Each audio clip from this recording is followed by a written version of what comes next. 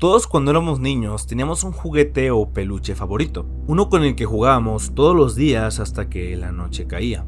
¿Quién no recuerda esos momentos en los que con la imaginación creábamos mundos e historias en la que nuestros juguetes eran los protagonistas? Ya sea una pelea en un campo de batalla ficticio o fingiendo que nuestros juguetes nos hablaban e interactuábamos con ellos.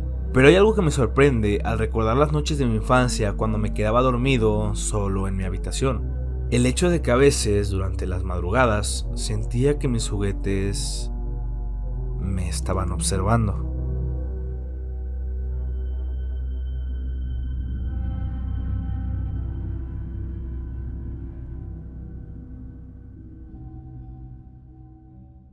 Uno de los primeros juegos de terror que llegué a jugar en mi vida fue el Outlast. Un juego ambientado en un hospital psiquiátrico donde se realizan diferentes experimentos a los pacientes. Nosotros como reporteros ingresamos una noche al mismo para documentar y exponer todas las adversidades y aberraciones que se realizan dentro del mismo.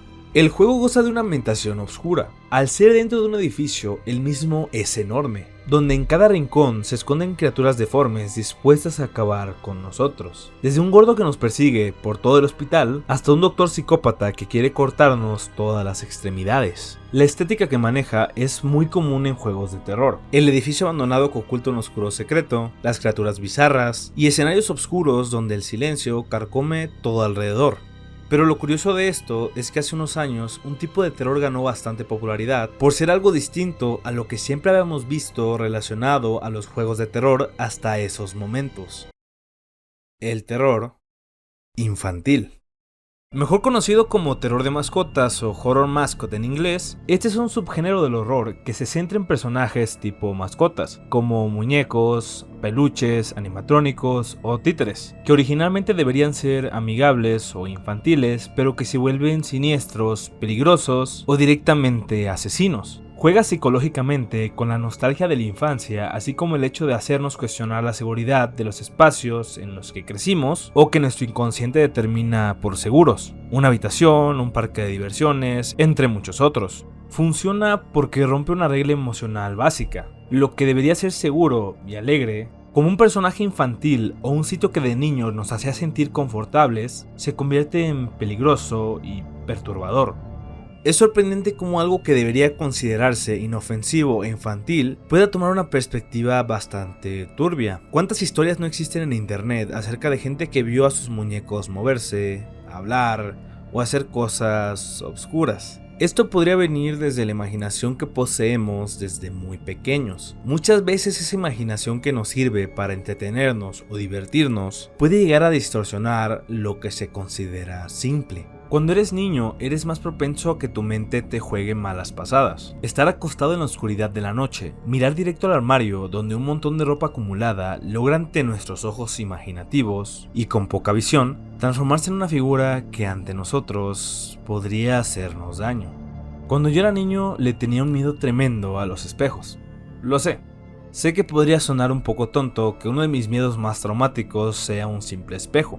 Pero aquí mismo es donde tiene un papel muy importante la imaginación. Crecí en una época en la que la tecnología comenzaba a dar los pasos a lo que se conoce hoy en día. Con esto la creación de videos como muñecas moviéndose en la vida real o duendes captados en cámara. Pero entre ese catálogo de videos de terror existían muchos relacionados a los espejos. Videos donde el reflejo del espejo se movía por cuenta propia. Esto formó en mí un trauma donde creía que si por alguna razón le daba la espalda al espejo, mi reflejo se movería para atacarme. No saben la cantidad de pesadillas que tuve por eso mismo. A lo que voy es simple. Muchas veces lo que pareciera algo normal, gracias a la imaginación o influencias externas, pueden transformarse en cosas que terminan siendo aterradoras. Muchos juegos tomaron estas mecánicas para crear un tipo diferente de terror. Juegos como Vending Machine, Five Nights at Freddy's, Poppy Playtime, entre muchos más, tomaron esa idea que muchas veces nos hacemos de ¿qué pasaría si mi muñeco estuviera vivo? Y lo convirtieron en una realidad terrorífica. En el Poppy Playtime, la trama gira en torno a una antigua fábrica de juguetes llamada Playtime Corporation, la cual fue muy popular en los años 80, pero cerró misteriosamente después de que todos sus empleados desaparecieran sin dejar rastro. Asumimos el rol de un ex empleado que regresa a la fábrica muchos años después tras recibir una carta anónima que sugiere que los empleados aún están adentro. Conforme avanzamos, descubrimos que los juguetes de la fábrica, como Huggy Buggy, han cobrado vida de forma siniestra. Lo que resalta mucho del Poppy Playtime es su estética, ya que combina lo infantil y lo colorido con lo terrorífico de figuras que nos hacen sentir incómodos por lo irreal de sus miradas. Estamos dentro de una fábrica donde los colores vivos se ven por todo lugar, algo que hasta cierto punto da la sensación de tranquilidad. Paletas de colores que se relacionan con lo infantil, chocando con lo tenebroso de estar solo en un lugar desconocido. Durante todos los capítulos nos presentan diversos enemigos coloridos, de los cuales tenemos que escapar para poder avanzar en la historia. Hay una parte en el segundo capítulo en el que nos encontramos en un tipo de zona de juegos, y para poder escapar tenemos que avanzar por diferentes obstáculos con una música entre infantil pero aterradora de fondo, mientras una oruga llamada PJ Puck a Pillar nos va siguiendo lentamente a nuestras espaldas. La música que escuchamos de fondo no es de suspenso ni mucho menos. Es una música simple que nos va acompañando durante todo el trayecto. Aún así, la combinación de lo visual junto a la música y el hecho de saber que hay alguien siguiéndonos de cerca puede llegar a ser bastante inquietante. En el Garden of Banban tenemos una premisa diferente pero con un concepto parecido. En este juego llegamos a una guardería donde parece ser que los niños han desaparecido. Esto hace que nos encaminemos dentro de la misma para descubrir dónde se encuentran. En el transcurso del juego conocemos diversos personajes que nos comienzan a dar pistas de lo que pudo haber sucedido. El tema que yo tengo con este juego es que es una copia bastante descarada del Poppy Playtime. Aunque por el momento logra tener cosas destacables, para mí lo más destacable y que incluso llega a ser inquietante son los mismos personajes. El juego, al tener una calidad debatible, hace que esos personajes no cuenten con muchas expresiones. Es más, los mismos no tienen nada de expresiones. Se refiere a un concepto de la psicología que explica por qué ciertos objetos o figuras que casi parecen humanos pueden generar rechazo, incomodidad o miedo. Algo que parece humano pero no lo es. Con una mirada vacía que pareciera y al mismo tiempo no, que tiene vida. Tenemos el caso de este oso de peluche. El mismo es solo eso, un oso de peluche, pero muchas personas al observarlo llegan a sentirse incómodas. Algo en la mirada penetrante de este llega a dar la sensación de que algo no está bien. En el ensayo Lo Siniestro, Freud explora cómo lo familiar puede transformarse en algo extraño y aterrador. Para él, lo siniestro no es simplemente lo desconocido, sino algo que conocemos íntimamente, pero que al cambiar de contexto nos produce un miedo o inquietud.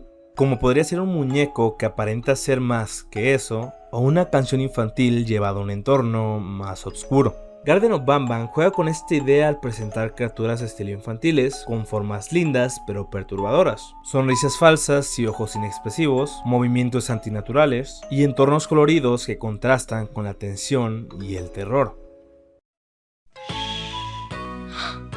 What's that? Me up! It's my Furby. Furby loves lavender. Tickle me. Furby, the first Gigapet. Oh!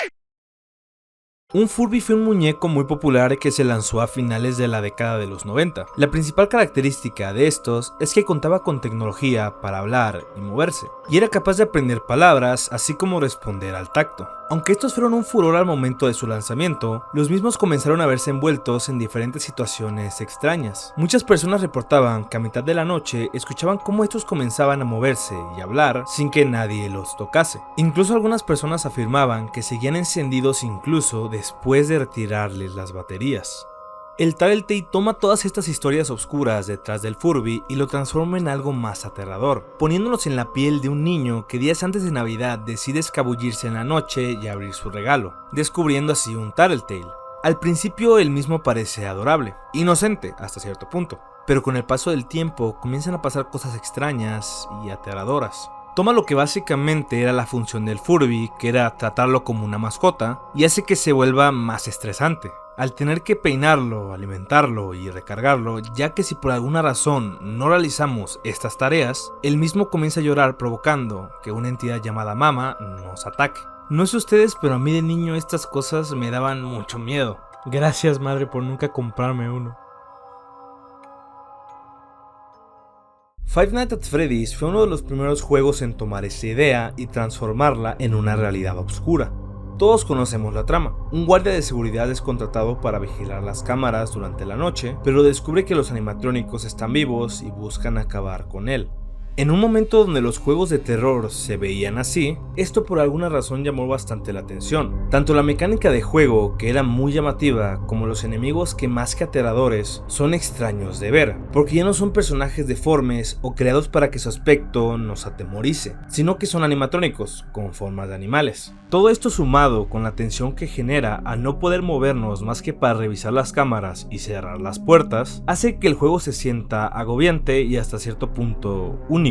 Algo que podemos observar desde el principio es el lugar donde se desarrolla el juego, el cual es una antigua pizzería, un lugar donde los niños solían correr y jugar, algo inocente hasta cierto punto. Entonces, ¿por qué esto de aquí da tanto miedo? Juegos como Joyville, Bushside Ranger, entre otros, usan esta misma estética para crear el terror. De hecho, la trama nuevamente gira en torno a lo mismo. Volvemos a un sitio después de muchos años para descubrir oscuros secretos detrás del mismo, con enemigos que no aparentan ser aterradores hasta que los ves de frente. Estos juegos no son malos a pesar de seguir el mismo argumento, son disfrutables e incluso entretenidos por el uso del terror infantil. Como se han dado cuenta, estos tienen demasiado en común, pero algo que quiero destacar son los mapas o escenarios que utilizan. Déjame hacerte una pregunta. ¿Qué sientes cuando ves esta imagen?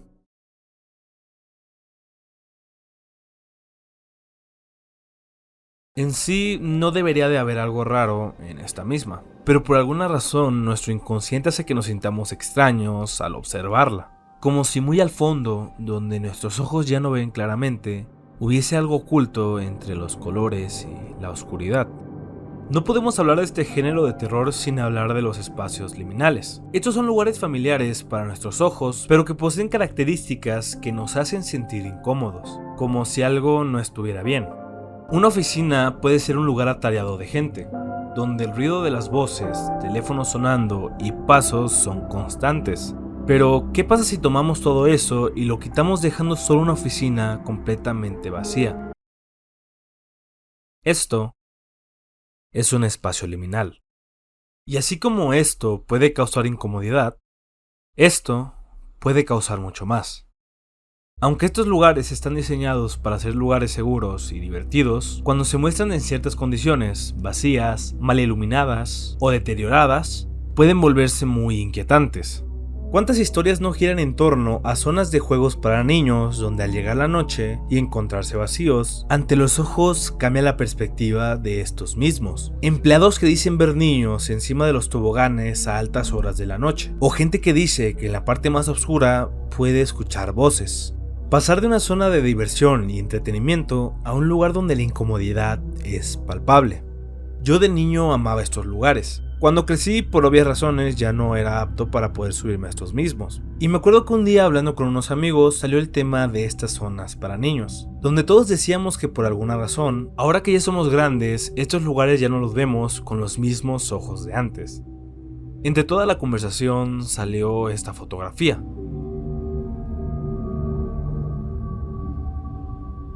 La foto en sí es muy aterradora, pero agregando el contexto de dónde se tomó, se vuelve aún más oscura.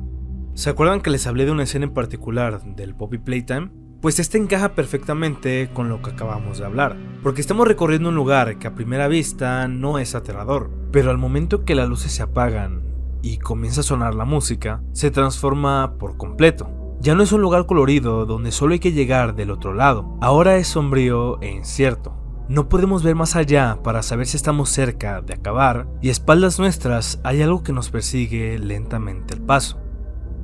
Desde que somos niños, el miedo es algo que nos persigue constantemente. Al crecer, esos miedos persisten a nuestro lado, aunque muchas veces no tan visibles, allí se encuentran. La inocencia de las cosas puede hacer que uno piense que todo estará bien y por ende que bajemos la guardia a lo que pueda pasar. No es raro que las cosas que están fuera de nuestro comprendimiento nos asusten. Somos humanos, y por ende nuestro pensamiento suele ser más de razonamiento. Por eso nos es tan aterrador creer o pensar que algo que para nosotros es inocente o familiar, como lo podría ser un simple muñeco, pueda poseer algo más turbio de lo que debería ser. Si estos juegos funcionan es porque saben cómo desarrollar ese miedo de forma que nos tenga frente a la pantalla queriendo seguir con la historia. No por nada este género ha logrado expandirse a un montón de historias que, aunque algunas repetitivas, ofrecen el terror que uno busca. Un terror que te hace recordar a cuando eras pequeño y sentías que tu muñeco favorito, al fondo de la habitación, te estaba observando. Tal vez no estamos mal. Tal vez sí deberíamos temerle a este tipo de cosas, porque muchas veces esa inocencia es la que podría atraer a algo que nuestra mente no podría comprender.